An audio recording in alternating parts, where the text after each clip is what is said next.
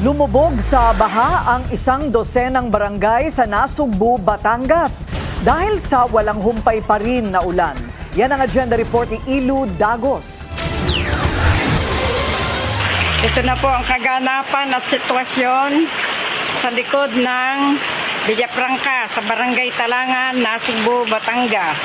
Ipinakita ng residenteng si Silvia Rufo ang kondisyon sa kanilang lugar sa Nasugbu. Nasa state of calamity na dahil sa malawak na epekto ng habagat. Ayon sa LGU, walang patid ang naranasan nilang ulan sa loob ng 14 na araw na nagpabaha sa 12 barangay. Pinaplano na raw ang comprehensive drainage plan.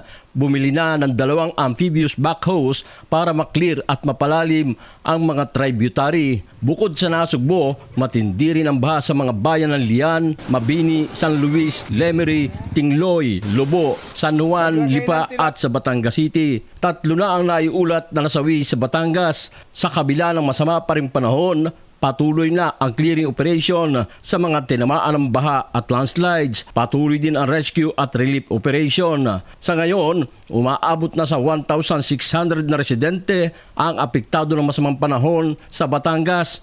37 barangay ang nawala ng kuryente. Walang klase sa lahat ng antas sa buong lalawigan. Kansilado rin ang sea travel sa Port of Batangas papuntang Mindoro, Romblon, Panay at sa Quezon Province. Para sa agenda, Nilo Dagos, Bilyonaryo News Channel, Batangas.